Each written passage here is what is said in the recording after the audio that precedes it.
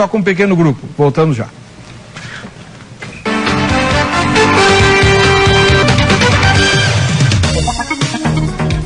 Muito bem, estamos hoje aqui no Veja Só, o pau tá comendo aqui, né? O debate tá bom, graças a Deus, porque nós estamos discutindo uma das questões mais sensíveis dos nossos tempos. É possível ser cristão e não pertencer a uma igreja institucionalizada? Né? Nós estamos aqui discutindo esse assunto com o Dr. Paulo Romero, que defende a ideia da igreja institucionalizada, e com o irmão Rubens, que defende a ideia de que não, grupos pequenos sem vinculação legal, vamos chamar assim, né? Pode ser. Institucional. Podem fazer isso. Então, irmão Rubens, eu lhe fiz uma pergunta no bloco anterior. Como é que a gente vai financiar missões se os nossos grupos são pequenos? E já emendo uma segunda pergunta, porque a sua resposta depois eu vou passar para o pastor Paulo comentar, porque eu estou falando demais. Não existe o risco nos grupos pequenos de o líder passar doutrina falsa? Num grupo maior tem mais gente vigiando, numa igreja institucionalizada para ser pastor tem que passar em 1.500 provas e 500 concílios e tal, além de fazer a faculdade, blá blá blá, né? Então existe mais controle. No grupo pequeno, nós não estaremos mais sujeitos às heresias? Eu penso que sim, o senhor está correto, por isso que eu não apoio a questão envolvendo grupos para nada de prática religiosa voltada ao interesse ou à necessidade de ser salvo. Eu penso que você quer cantar para o Senhor, não é pecado, não é errado. Você quer se reunir com irmãos para orar, para cantar, não é pecado, não é errado. Agora, se disser para mim, precisa fazer isso para ser salvo, eu vou dizer que o Jesus das pessoas que dizem isso é desse tamanho. O meu Jesus é gigante, é poderoso, ele morreu por mim. Morreu pelas pessoas que eu posso levar o Evangelho. Então ele disse para nós, para pregarmos o Evangelho a toda criatura. A gente chega e mostra o Senhor Jesus para as pessoas, né? Mostra a realidade do Evangelho. E as pessoas se convertem do seu mau caminho. Aquele que roubava não rouba mais, o que trapaceava não trapaceia. Exatamente a pregação de João Batista. As pessoas diziam, e agora o que faremos nós? Você tem 2 capas? Dê uma. O irmão estendeu a mão pedindo, você auxilia. Não foi mandado que ninguém fosse para a igreja. Aliás, pastor, eu queria ver um dia a Ruth indo para uma igreja, uma mulher de Deus igual Ruth, igual Esther. Essas mulheres não foram para a igreja, elas não tinham igreja, elas não frequentavam a igreja. Abraão foi chamado amigo de Deus sem saber o que é uma igreja evangélica. Então, por que as pessoas que serviam, vamos dizer, o termo servir não gosto muito de usar, porque o Messias não veio para ser servido, ele veio para servir, né? Esse termo servir a Deus para mim, eu não encontro isso quando eu leio de forma linear na Bíblia. Eu vejo de outra forma, mas porque essas pessoas... Servir a Deus não tem na Bíblia? Não, o Messias falou que ele veio para servir, não para ser servido. Messias. Ele falou, Paulo também falou, ele não é servido por mão de homens como se precisasse de alguma coisa, porque ele mesmo dar o ar, a vida que nós precisamos. Paulo fala que ele é servo de Cristo. Ele se fez servo, é aquele servo que se fez servo, mas não que o Messias pediu para a gente ser servo dele. Eu posso ir fazer servo de quem eu quiser, mas se eu disser que o Messias pediu para alguém ser servo dele, ele disse que não há necessidade. Quanto ao ensinamento também, na carta de Pedro está escrito que não há necessidade que ninguém vos ensine. Ele fala, digo isso acerca dos que vos enganam. Não há necessidade de que ninguém vos ensine, porque a unção que permanece em vós é a primeira de João. João, né? Não é isso, irmão? Está escrito dessa forma. Digo isso acerca dos que vos enganam. Verdade. Não é verdade? Não há necessidade que ninguém vos ensine. Foi o Espírito, a unção que desceu em Pentecostes. Vamos lá. Fazer um comentário sobre essa última parte. Sim, irmão. O termo igreja, eclésia ou eclesia, no grego do Novo Testamento e no hebraico no Antigo Testamento, kahal, significa assembleia. E é assim que Deus tratou o seu povo no Antigo Testamento. Reuniu o seu povo em assembleia. Por isso Deus instituiu as festas da Páscoa, dos tabernáculos, no Yom Kippur. Eu quero o ajuntamento, né? A tenda era a tenda da congregação. Uma outra versão diz a tenda do ajuntamento, né? Então Deus quer o seu povo reunido. E isso é por isso que a Ruth não conseguiria mesmo frequentar uma igreja, porque a igreja ela surge em Mateus capítulo 16, a partir do versículo 18. Acho que ela ia à sinagoga, né? Não? Exatamente. Ela ia ao templo e assim por diante, né? Ao tabernáculo. Então, nós vamos ver que no Novo Testamento, Jesus não abre mão disso. Você sabe aonde está isso? Em Lucas 15, na parábola da ovelha perdida. Aquela ovelha, eu não quero mais saber do rebanho. Eu posso seguir minha vida separada do rebanho. Talvez a gente pudesse até colocar isso na mente da ovelha, só para ilustrar. Não é isso que o texto diz. Mas talvez alguém, olha, a ovelha partiu, foi embora, está sozinha, porque ela não quer mais fazer parte. Mas o dono, o pastor, não aceita essa situação. Ele nem olhou para o rebanho dizendo, eu tenho 99, uma só não vai fazer falta. Não, aquela ovelha é preciosa, ele vai atrás dela, até trazê-la de volta para o redil. Não é para o redil, é para deixar solta. Está escrito assim, pastor. Eu li de forma linear e li diferente. Sim. Não deixou presa, deixou solta pastando. Sim. Essa conotação de que deixou presa, o evangelho geralmente repete. Mas não é isso. Ela não está escrito que ficou presa, não. Ninguém está falando de ficar preso. O redil? Não. No redil era onde ela ficava à noite. Era na presa, irmão, mas lá está escrito para nas montanhas. Proteção. Largou solta nas montanhas, é o que está no texto. Sim. Só ler de forma para linear. Proteção, mas ele foi lá e buscou e deixou trouxe de volta. Ainda não trouxe sobre seus ombros. Então, o pastor, ele não aceita essa situação. Quer ver o seu povo reunido. E a gente vê isso. Veja bem, Pentecostes começou numa assembleia, com o povo reunido. Estavam juntos lá. Maria, a mãe de Jesus, ela podia muito bem olhar para aquele grupo e dizer, eu ir lá orar com vocês? Vocês abandonaram meu filho?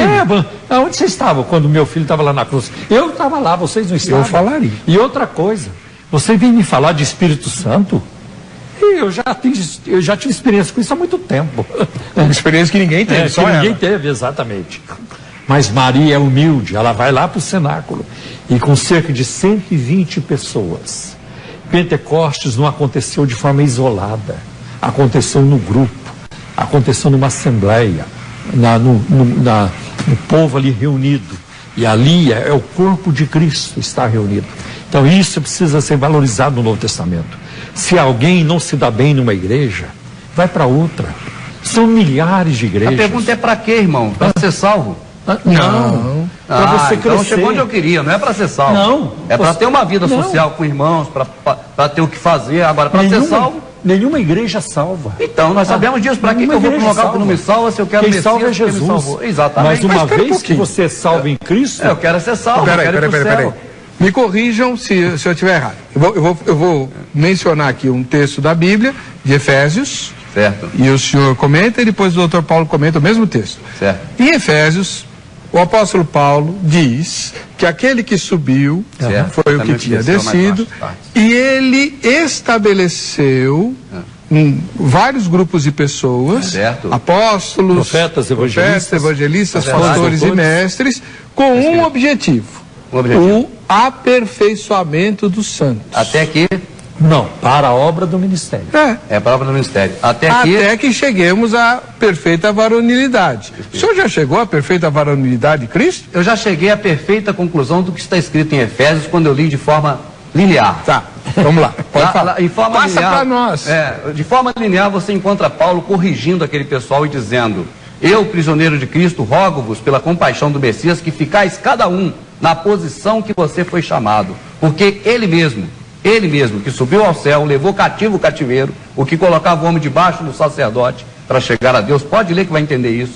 Ele mesmo deu, ele que deu, passado exemplo, uns para pastores, outro para mestres, e vai até que não sejamos mais meninos da fé, levado por vento de doutrina, por boca de homens que com astúcia enganam fraudulosamente. Leia tudo, irmão. Quando o pastor seu mandar você ler um pedacinho, pegue antes e lê até depois, que você não vai ficar mais na igreja. Mas eu mencionei o trecho inteiro. Agora eu quero saber como é que o senhor não enxerga a igreja aí. A igreja é para aperfeiçoar o crente. Até que você não seja mais menino na fé. Se você já sabe que Jesus morreu por você. Não. Agora o senhor está torcendo a escritura. Lá. O texto diz: até que todos alcancemos a perfeita varonilidade de Cristo. E não seja mais menino na fé. Sim. Tá logo depois. Cristo não era menino na fé. É isso que Paulo está falando. O nosso alvo é chegar a Jesus. Até que as pessoas que são discipuladas não sejam mais meninos na fé e não sejam mais levadas por doutrina de homens que com astúcia se enganam. Você está cometendo o erro que o senhor condenou aqui. Você está em casa, lê o texto Dá todo. a Bíblia aí para mim. Dá a sua Bíblia que eu leio. Não, aqui não tem capítulo nem versículo, o senhor não vai achar nem eu. Irmão. Efésios capítulo 4, o senhor pode ler, por favor. Aqui não tem capítulo nem versículo, aqui a gente lê direto e entende diferente. O doutor Paulo Romero, o senhor tem que comentar, eu estou falando demais. O diretor vai brigar comigo. Capítulo foi divisão moderna. Você lê um pouco antes dos capítulos sempre. Não para em capítulo, não. Passa por cima. Então, nós foi inclusão na Bíblia. Rubens, nós não precisamos ficar preocupados com isso que você está dizendo.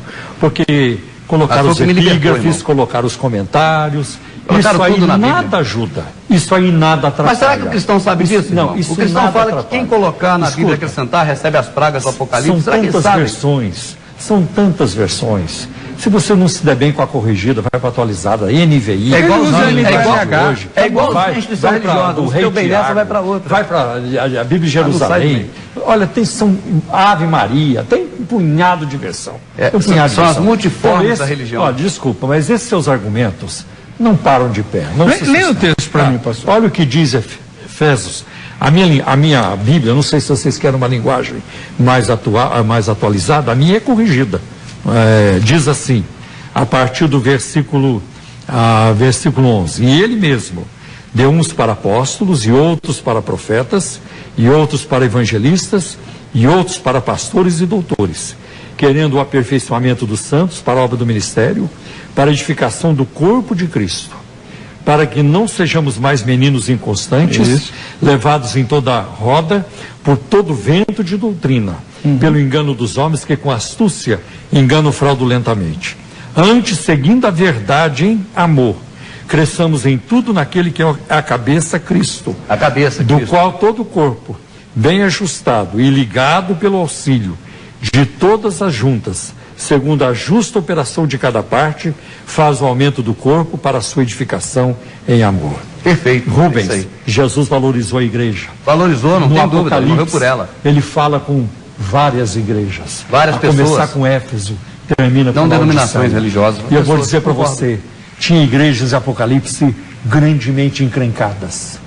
Terrivelmente encrencadas. Pérgamo, por exemplo, praticava a doutrina do nicolaísmo. Sim, veja bem. É bom que a pessoa pesquise o que é nicolaísmo. Sim, nós sabemos disso. Mas para todas elas, Jesus ofereceu uma promessa. Não fechou a porta para nenhuma delas. Tem no meio de vocês isso, tem isso que eu abomino, tem outros que me dão náusea, mas para todas elas, Jesus ofereceu uma recompensa, algo que vencer. A pessoa, então, não a denominação. A igreja é a pessoa, é porque na mente do cristão, geralmente está a igreja muito confundida, entrelaçada com instituição religiosa. Não estou aqui para defender denominação. Assembleia de Deus não salva, Batista não salva, os presbiterianos não salvam, nem a minha igreja salva. Quem salva é Jesus. Mas uma vez você se identifica com Cristo, Ele vai dizer para você onde você vai servi-lo. Porque você já viu uma orelha andando sozinha. Mas ele não disse durante todos os evangelhos para ninguém servi-lo, como vai dizer agora? Deixa eu terminar. Você já viu uma orelha andando sozinha por aí? Você já viu um pé andando sozinho? Não, eu preciso do Messias para ir para o céu. Você já viu um pé andando sozinho? Não. Eu estou cansado do corpo. Já carreguei peso demais, agora não quero mais saber. Você já viu um cotovelo andando sozinho? É corpo. O irmão Heber. Agora outra coisa, Rubens. Quando uma pessoa, ela encrencou numa igreja, ela não se deu bem numa igreja, ela tem opções. Ora a Deus. Aonde ela vai servir a Deus? Pode ser que ela seja o problema. Exatamente. Mas para quê? Para ser salvo? Você não precisa. Não é só salvo, irmão. Mas o que eu quero é ser salvo. Eu penso que aqui esse Mas você já não está salvo?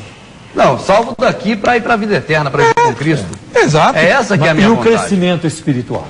Eu preciso só da graça do Senhor Jesus. A Bíblia ordena que nós devemos crescer. Como assim? Não, espera um pouquinho. Agora, tem essa questão que o senhor ficou de esclarecer para nós também.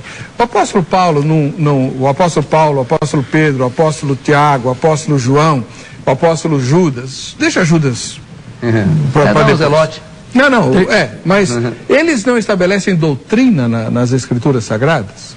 Sim, conforme a doutrina de Cristo. Porque se alguém vir ter convosco e não trouxer essa doutrina, que é a segunda a piedade, que seja... A doutrina de Cristo é amai-vos uns aos amei. É isso que agrada a Ele.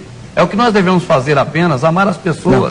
Não é a única doutrina do Novo Testamento, irmão.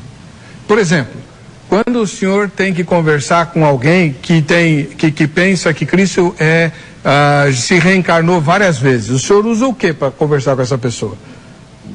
O senhor não usa a doutrina da única encarnação de Jesus por meio de Maria? Referencial. Conforme o ensinamento dele, certo? Então, isso é doutrina.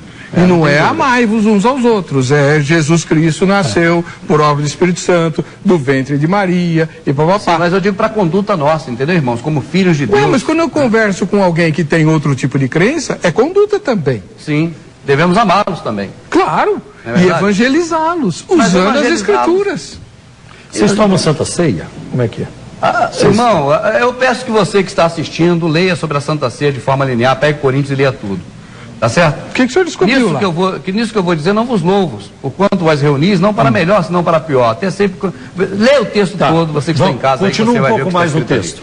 Aí vai chegar um momento que ele diz assim... Ele vai dizer, quando vos reunir num lugar, não é para tomar a ceia do Senhor, porque cada um tomando antecipadamente, come sua própria ceia, assim uns se embriagam. Isso. Outros ficam... Pô, embriagar, está falando da ceia protestante, não está falando... Não. Jesus, mas o texto de 1 Coríntios... Leia de forma linear. Não, eu quero saber onde ele vai chegar, eu quero saber onde...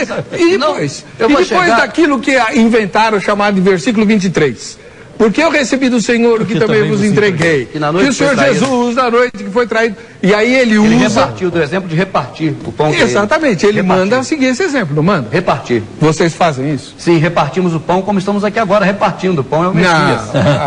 Repartir o pão é espiritual. Quer dizer que não tem pão nem vinho. Claro que não, é semitraica, divina do catolicismo.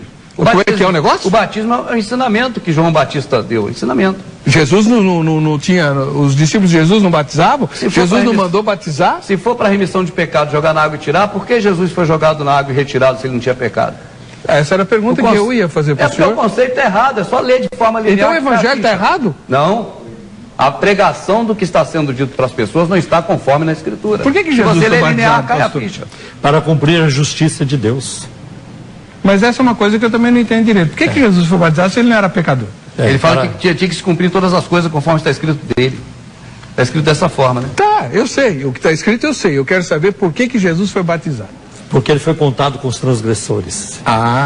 Então ele estava assumindo o nosso pecado e nós não temos que batizar? Nós temos que ensinar as pessoas sobre a verdade, porque só a verdade vai libertar, e por amor ao próximo nós repartimos o pão, ensinando também para as pessoas. Como é que o senhor interpreta o quem crer e for batizado será salvo? Todo aquele que crer sendo ensinado será salvo. Aquele que aprende as coisas do nosso Pai, o que Ele quer de nós, irmãos, eu penso que é a mesma coisa que nós queremos dos nossos filhos. Que vivam todos em harmonia. Tá. Que vivam em união, né? Segura essa palavra do irmão. Dr. Paulo Romero, os gnósticos não ensinavam exatamente isso, que a salvação vem pelo conhecimento? Sim. Um conhecimento, os iniciados, né, tinham um conhecimento secreto, então eles tinham muito voltados para isso. O senhor acabou de defender uma heresia. Eu não sei se é heresia, eu sei que assim... O gnosticismo, a mais antiga heresia do Novo Testamento. Uma classe especial de pessoas que tinham um conhecimento, né, diferenciado. Está vendo como é importante estudar teologia? Eu defendo, irmão, que o sacrifício do Messias foi perfeito no madeiro e nos deu uma possibilidade de melhor chegar ao Pai, porque antes havia todo um processo litúrgico. E onde você lê isso? Na Bíblia, de forma linear, não em capítulo e versículo. É tá bom. É diferente quando você lê de forma linear. Pode ler para ver. Tá. Não, nem vai pôr as fotos hoje, nem veja só que coisa. A gente tem que fechar essa questão aqui. O irmão Rubens, uma outra coisa que eu queria que o irmão explicasse para nós também é que o doutor Paulo Romero, a gente tem que apertar ele também, né? Certo. Uma das coisas que os desigrejados questionam muito, e até certo ponto eu vejo que eles têm toda a razão, é essa questão da estratificação da liderança, da burocracia dentro das igrejas colocadas. Certo. Os pequenos grupos, eles se articulam sem liderança? Na verdade, o que eu conheço da questão envolvendo desigrejado é um termo associado a todas as pessoas, conforme foi feito no editorial, foi dito, que não estão mais na igreja evangélica, mas que se consideram pessoas que estão nos caminhos do Senhor, no caminho do Senhor, no caminho de Deus e que têm certeza da salvação. Isso. Então, dentro desse meio, você tem pessoas que se reúnem de forma litúrgica, que não é o grupo que eu faço parte, a não ser, volto a dizer, as pessoas que me chamam para ir dar algum estudo, até para aprender alguma coisa, e que eles têm a prática, eu não condeno, eu não falo que estão errados, até porque não sou ninguém para dizer isso. A única coisa que eu defendo nesse contexto, entre desigrejados que fazem liturgias, que fazem práticas religiosas e os que não fazem, a única coisa que eu defendo nisso é que, para a salvação, não precisa nenhuma prática religiosa. E para espalhar o evangelho? Aí sim. no trânsito, na rua, você é Sargento Garcia 24 horas querendo pegar o zorro. Você não é uma hora evangélico e outra hora é um trabalhador que não fala da religião, mas sai para evangelizar dia de domingo. Não. Para mim você evangeliza o tempo todo, é o que a gente faz. E para onde essas vidas vão? Para Cristo. Para quem iremos nós se só em Ti a palavra de salvação? Sim, mas elas não vão aprender em algum lugar? Onde serão batizadas? Então, Cristo segmentou isso à igreja protestante. Como a igreja protestante pode tomar essa... E onde ficam as outras igrejas religiosas, outras denominações religiosas? Eu não entendi. Porque parece que o Messias, ele colocou a condição de você chegar a ele passando pela igreja evangélica. Senão não chega a ele. Parece que isso é uma coisa que está na mente das pessoas evangélicas. Até onde eu sei, quem nasce de novo já está inserido no corpo de Cristo, que é uma igreja. É a igreja mística, como o irmão. E ele se junta com outros cristãos para aprender a seguir Jesus. Pode ser se quiser, mas não para salvação, tá certo? Ou precisa disso para salvação? Sabe que quem seguir o seu exemplo não vai fazer nunca mais missões.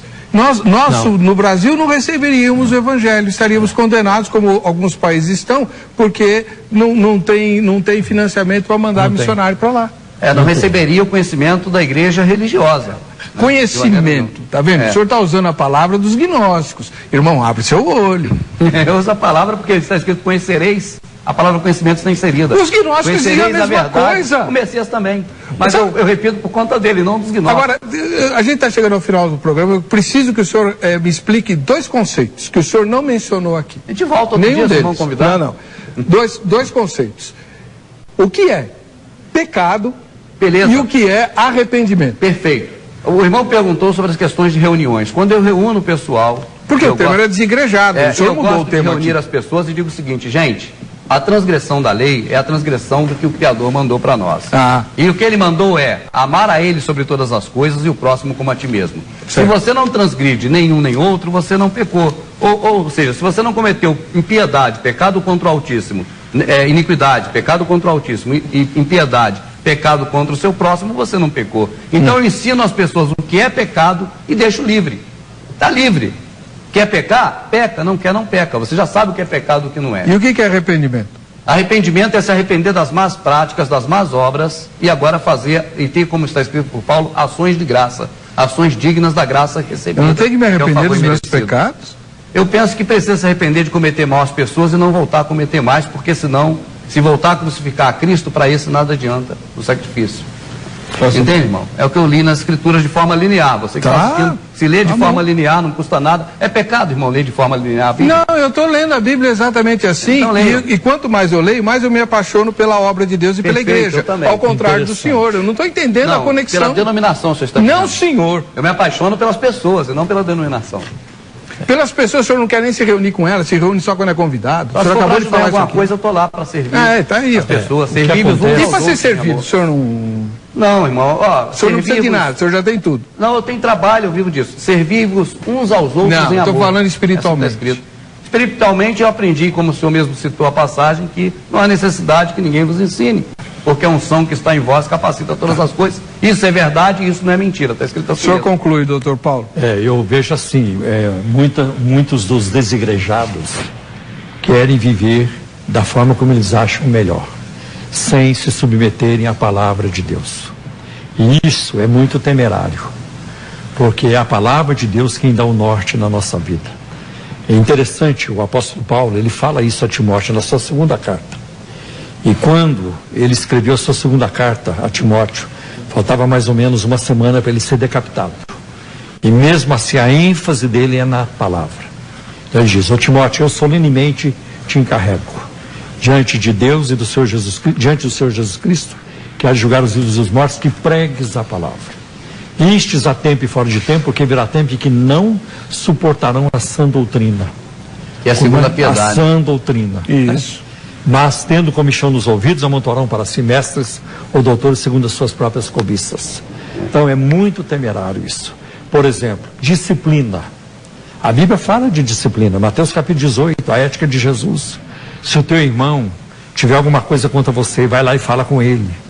Se ele não te ouvir, chama mais alguém, mas não tem quem chamar. Não tem nem como levar público, porque não tem o grupo, não tem a assembleia, não tem a eclésia, a igreja. Como é que essas coisas tem começam as pessoas, a faltar? Irmãos. Você chama as pessoas para poder ir lá. e ver se apazigua, porque ali é o texto que fala, onde tiver dois ou três. Lá no onde momento que estiver acontecendo a coisa. Imagina alguém esperar ter um problema para levar para a igreja. As pessoas que trazem problema para as igrejas, os pastores nem gostam. Essa prática, na verdade, não diz respeito à igreja. Não, mas a igreja institucional. Infelizmente, o nosso tempo acabou, né? Quero agradecer ao irmão Rubens. Obrigado.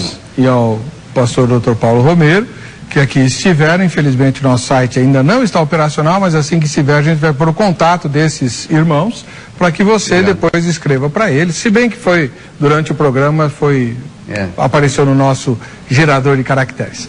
A gente se encontra no próximo Vejam Só.